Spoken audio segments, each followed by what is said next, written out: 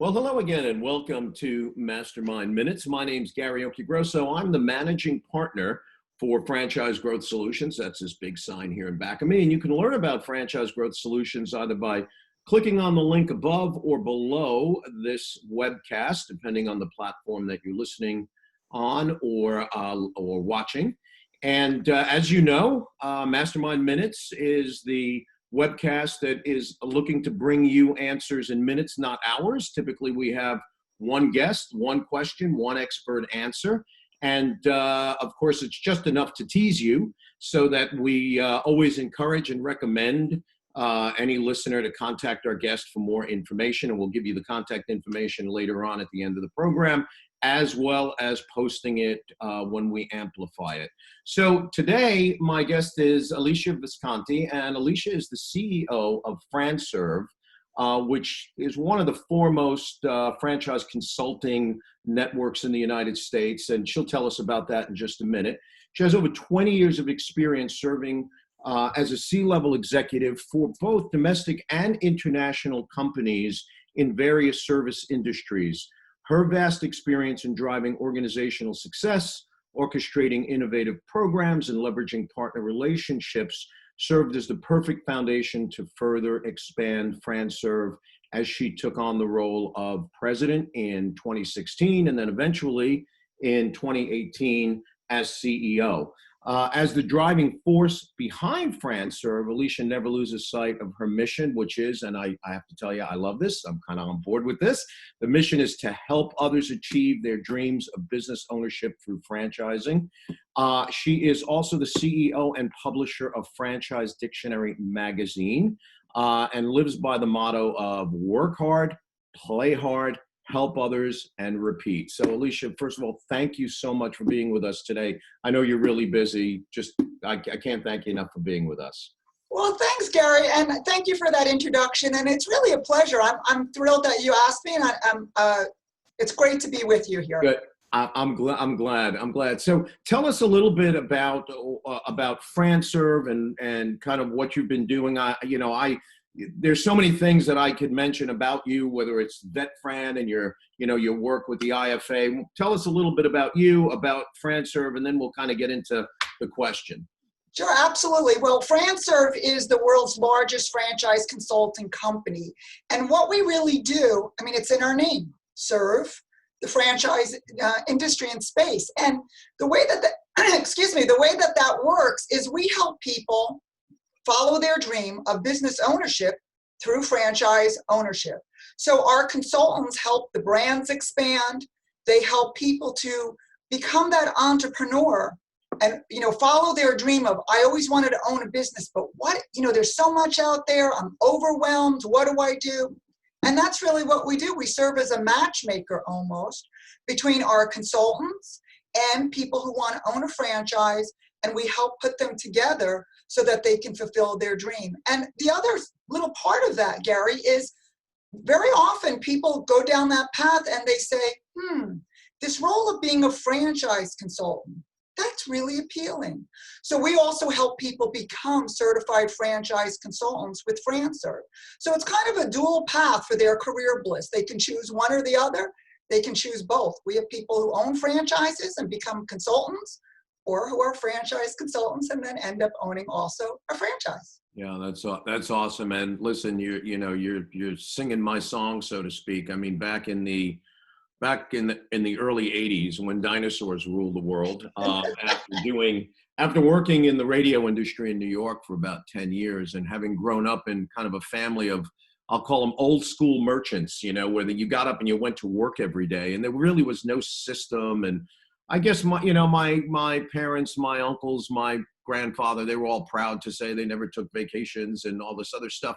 And when I got out of the broadcasting business, I went and I developed with a partner a Dunkin' Donuts business out in New York. And it was there back in the mid 80s that, what you just mentioned about a system and about being an entrepreneur, that, I mean, I was probably 26, 27, 28, somewhere around there. What do you know when you're 26, 27, 28?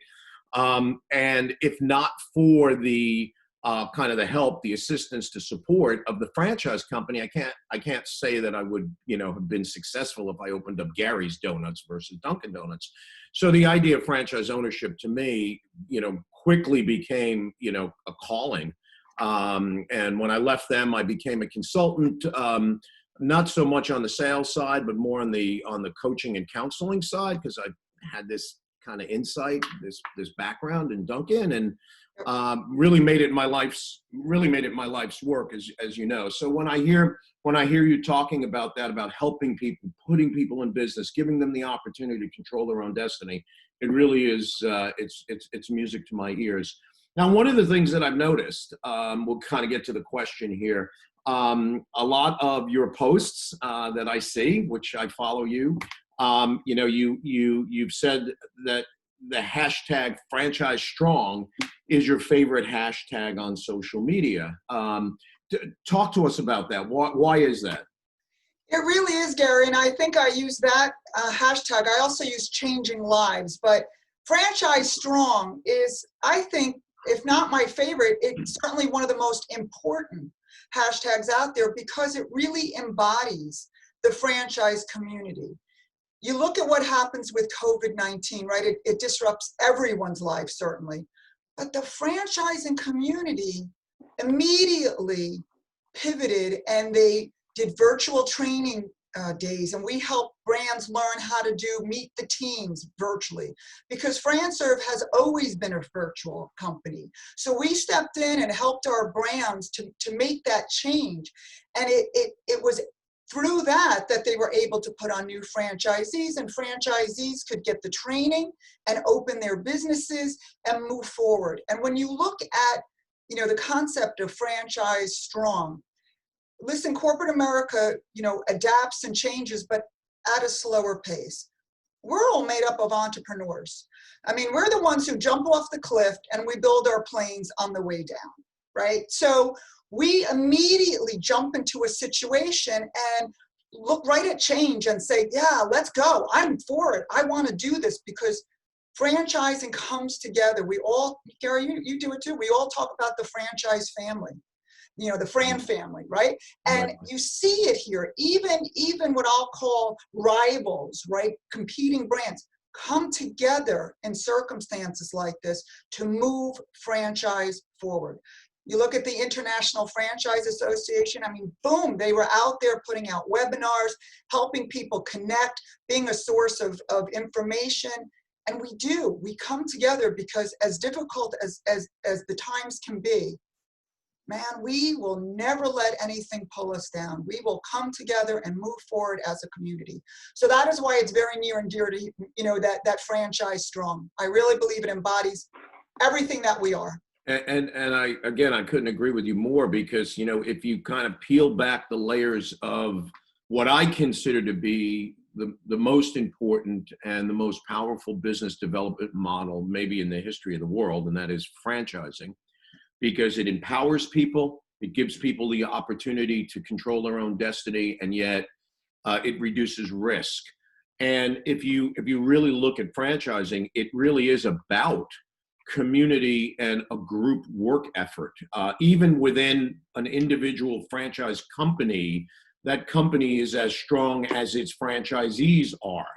So the work of the franchisor is to make sure the franchisees are strong and thriving. So if you get to the next level, as an industry, how do we as a franchise industry continue to thrive and grow? Well, we all have to help each other, especially in times like this. So in the COVID era, and by the way, you may have heard me say this in the past, I don't accept the term new norm.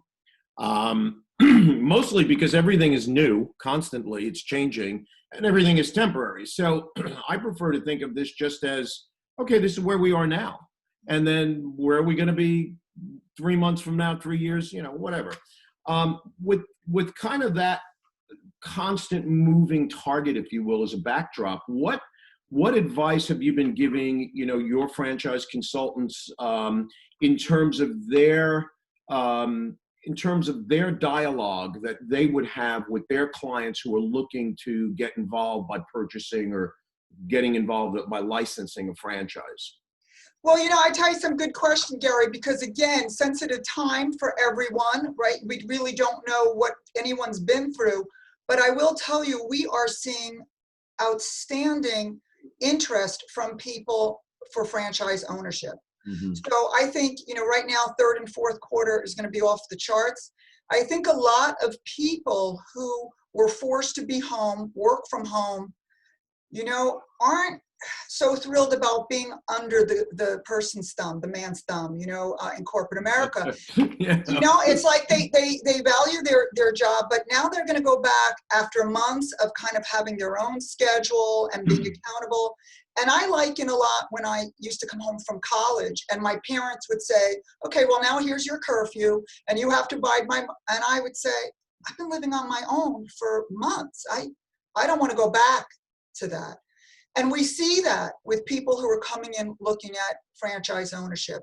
It awakened their entrepreneurial spirit. And that's what our consultants do. They work with them, obviously to help them connect with funding sources, narrowing down what might be the right franchise for them based on, their desires and their interest and territories. And so it becomes a real dialogue. And what's very interesting is, social distancing, and yet in these times, we come together more, and I see a lot of the consultants and a lot of their candidates really forming friendships, and that's a wonderful benefit if that can actually come about of something so tragic like COVID-19. Yeah, I agree. It's always, as I say, it's a double-edged sword, or people have asked me about it. What's my opinion on it? I guess, to be a little visual, it's as if the forest is burned down, and that's a tragedy. And, we're crying over the trees that were there and no longer there. And I'm talking about small businesses. And in my case in particular, the vast majority, I think all but one of my clients is a restaurant client. So, unless you've been under a rock for 3 months, everyone knows the restaurant business is taking like a tremendous hit. But when the forest burns down, what happens is new light shines in and new trees have an opportunity to grow.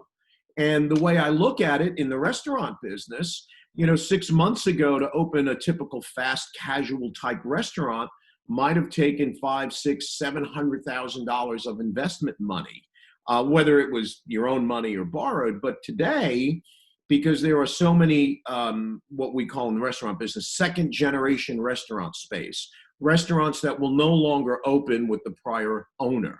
And again, that's sad. I don't want to be insensitive. However, that creates tremendous opportunity for someone who, instead of spending $500,000 or $600,000 or $700,000, can open up their business for $200,000 or $300,000, maybe a little bit more, a little bit less. And the kind of the bolt-on, add-on opportunity to that is that, and your consultants probably do a lot of, financing, connecting with people, as we do. The cost of money today versus 6 months ago is almost half. So out of the ashes rise the phoenix. So, I'm glad you're seeing that. We're seeing it. Everyone I speak with is looking at it and seeing the positive. If there was, there's probably more than one, but if there were one key piece, one key takeaway that you would want to impart on someone interested in opening up a business, opening up a franchise, what would that be in terms of their thinking and the process, and of course, the use of a consultant? What would that one piece of advice be? Take this step. Dreams are made from baby steps moving forward.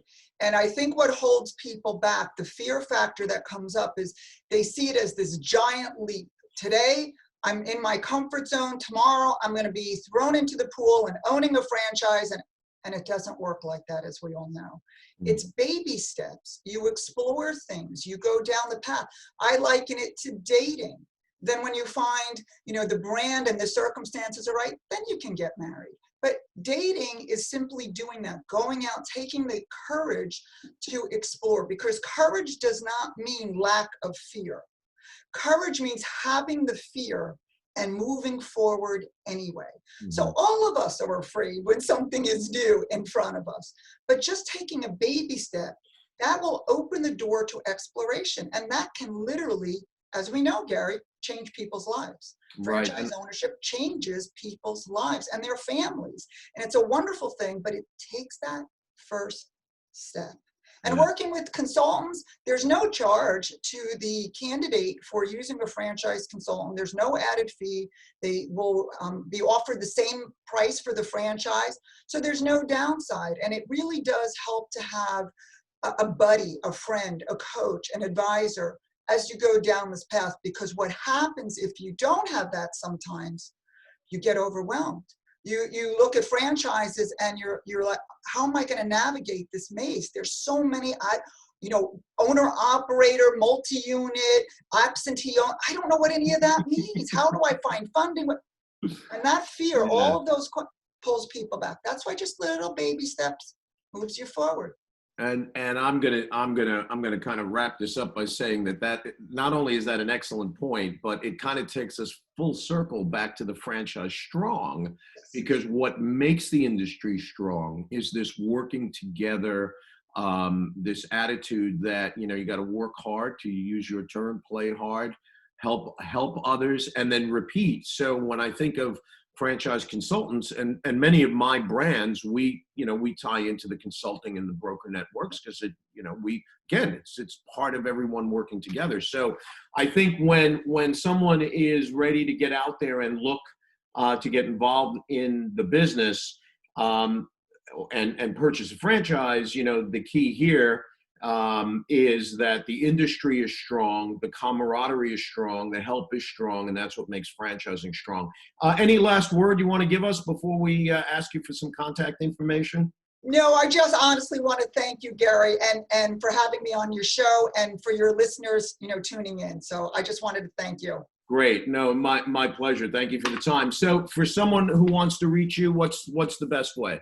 Probably the website, which is franserve.com, and it's exactly as it sounds, franserve.com.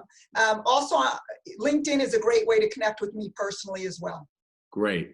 Okay. Well, as I mentioned, we will post the contact information when we amplify this. And hey, it's been great. I hope to see you like in person at an event soon, a conference, a convention, something, when they let us out, and then sit and chat. But again, thank you so much. And I can't emphasize enough to our audience, if you are interested in franchising, hook up with the folks at FranServe. They can kind of help you navigate the choppy waters and really help you pick and find, the best franchise opportunity that will fit your lifestyle and your desire. Alesia, thank you very much.